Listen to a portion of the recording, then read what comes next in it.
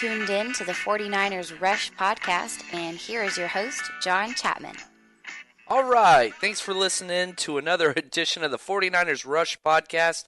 We actually have a football game to talk about. Unfortunately, it did not go well for the faithful. We come up with a loss to the Carolina Panthers at home, which hurts even more, 23-3. And the optimism and all of the great, hopes that we have had through this offseason come crashing back to reality. But all is not lost. There's still lots of good things to talk about, and we'll get into some of those, as well as some of the bad things. We got to be honest. When you lose by 20 points at home, there's bad things that happen, and we'll get into those. So what we're going to do, we're going to go through, we're going to break down the offense as a whole, a couple of key players that stood out positively and negatively. We'll do the same with the defense, just some general comments and observations overall, and what to look forward to for next week versus Seattle. So our offense, let's start with the good. Our run offense was beyond incredible. Carlos Hyde is running amazing. He couldn't look any better. The problem was, we got out of our game script so early, he only had 9 total carries for 45 yards, so he maintained a 5-yard per carry average, which is Carlos Hyde, and he looked great. He was a couple plays away from just breaking a big one if he just could have broke one more tackle, and you could see the frustration on him because he wasn't getting the ball. Our run offensive line was looking awesome, man.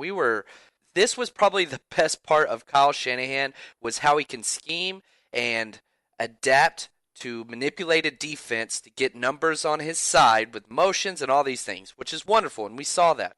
But we also saw we are not ready for the full playbook. We had 10 penalties, which was absolutely ridiculous. You can't win with that. And a lot of times it was just based off of offensive formation, not being aligned, not paying attention to the play clock, trying to audible late, all these different things. But whenever things did go off correctly, we saw that we could be successful. Carlos Hyde was definitely the bright spot of the offense. He had 6 catches on 6 targets for 32 yards and looked great. He looked absolutely amazing and has to be a priority moving forward. We just have to get him the ball more often. You can't run the ball 9 times and expect to win. And we were never down, especially in the first half. We went into halftime down 13-0. That's 2 scores. You do not need to get out of your script for that. Unfortunately, that happened, so we'll learn from that. Another bright spot was Pierre Garçon. He was as advertised. 6 catches for 81 yards on 10 targets. Anything that was close to the guy he caught. There was 1 catch in traffic.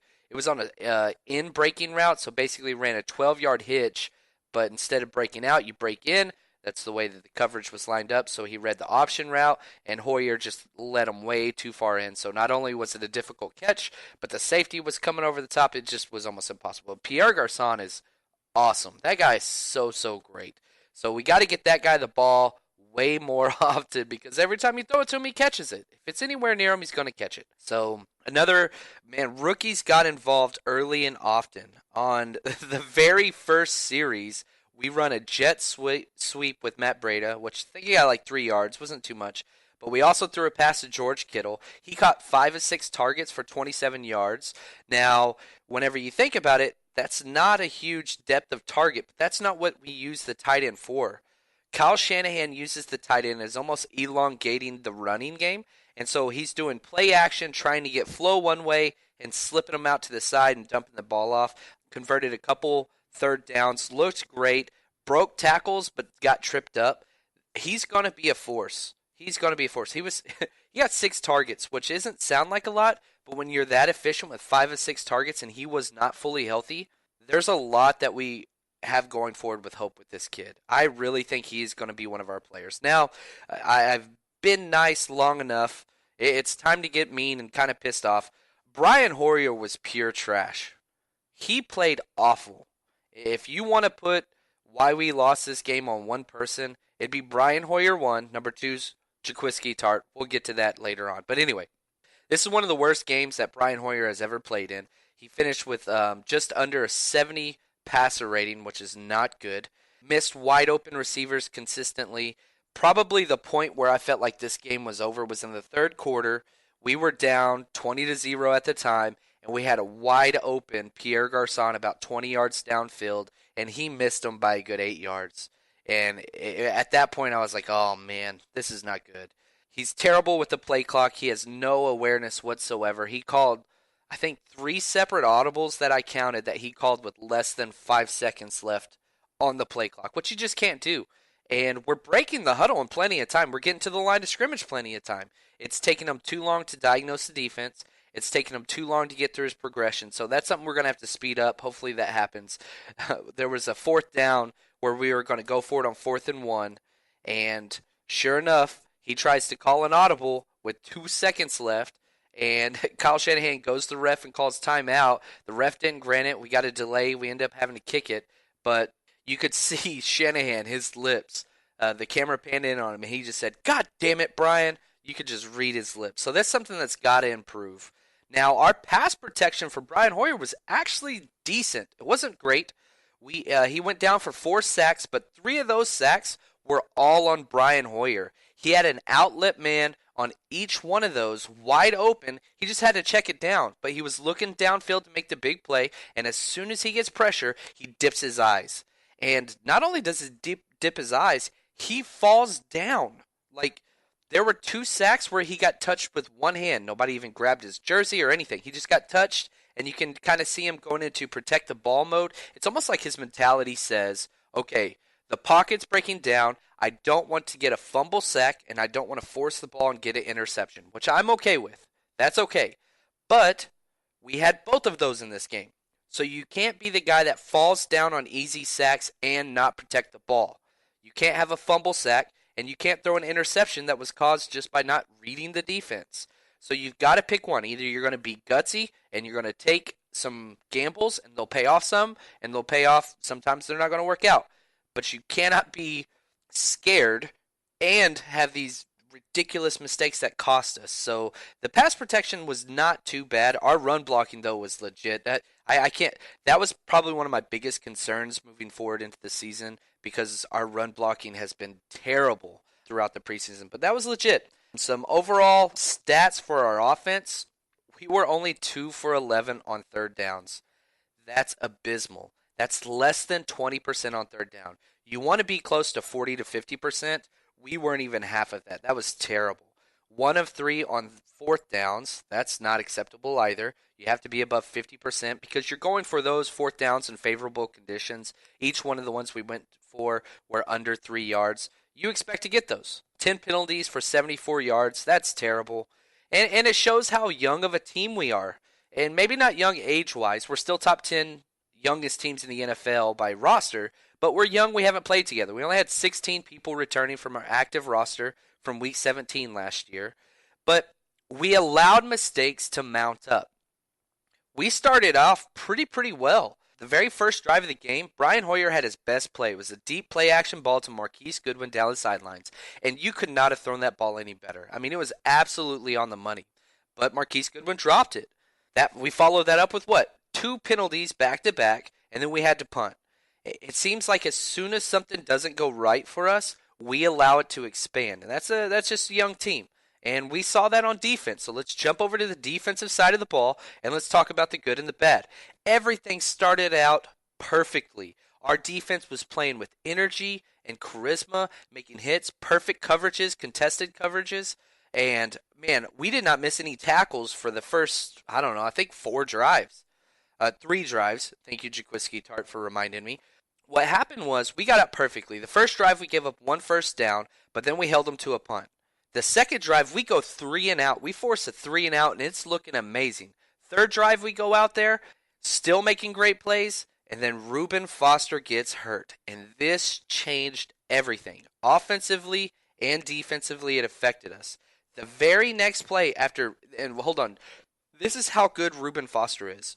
Reuben Foster tackled Christian McCaffrey for a loss in the open field on a screenplay. There was nobody else within 5 yards of either side of him. Christian McCaffrey could have done whatever he wanted to. Reuben Foster took him down. The very next play, Reuben Foster hurts his leg. You can see him roll up on his ankle. It looks terrible. Falls down backwards and still makes the tackle on Christian McCaffrey. That's how great this guy is.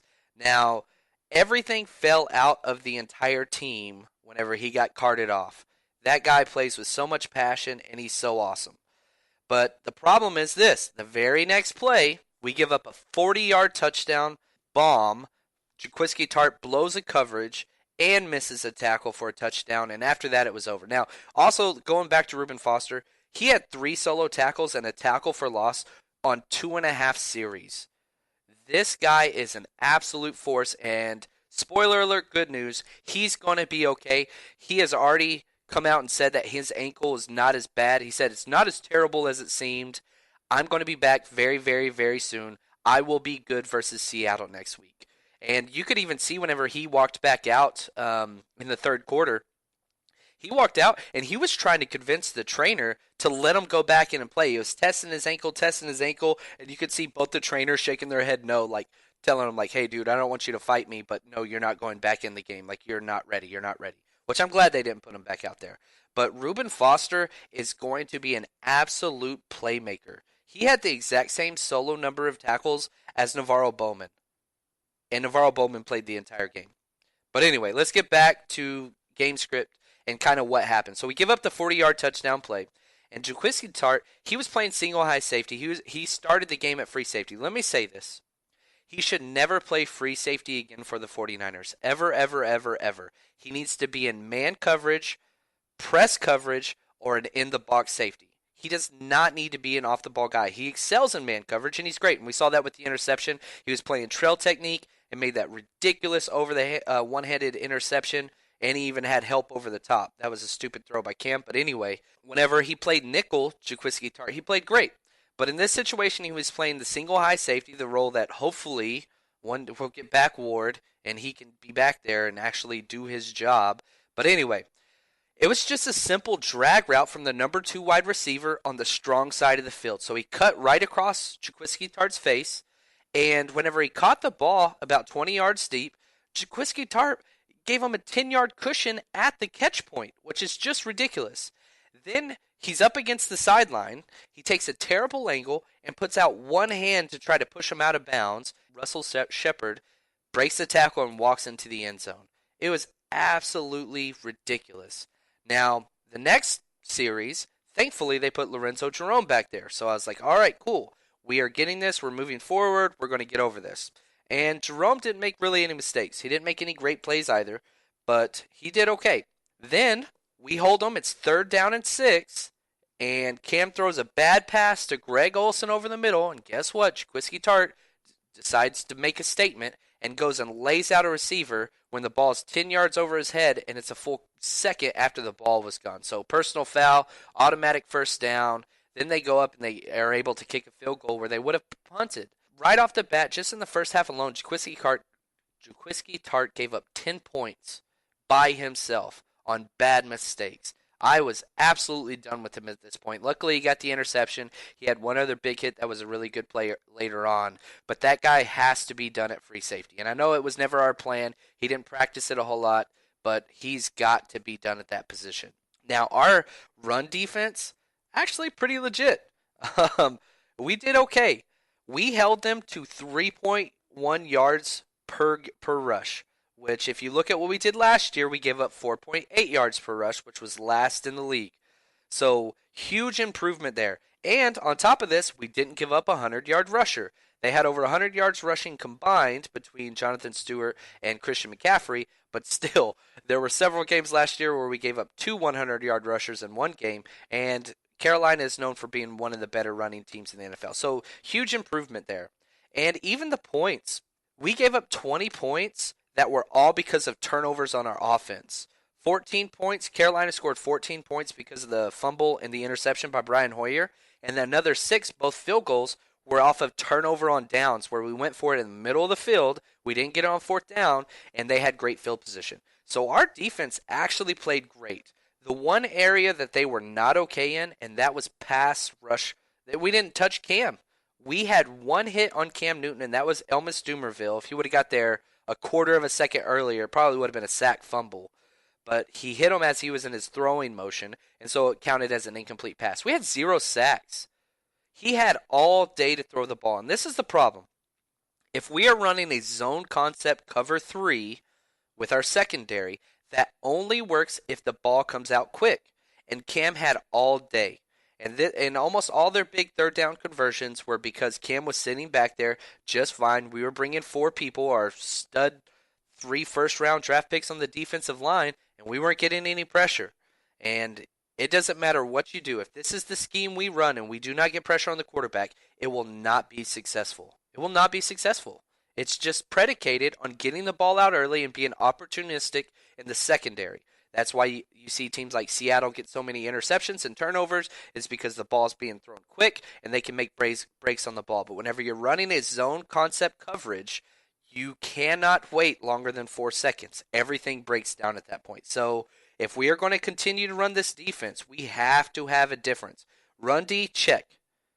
Pass coverage, awesome. Rashard Robinson, I've given that guy so much flack through the preseason because he kept talking so much trash and getting burned. He kind of hasn't been as vocal lately, but he balled out.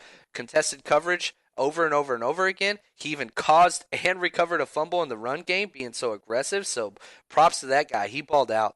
So there's some bright spots. There's some not so bright spots, though. And that's Navarro Bowman.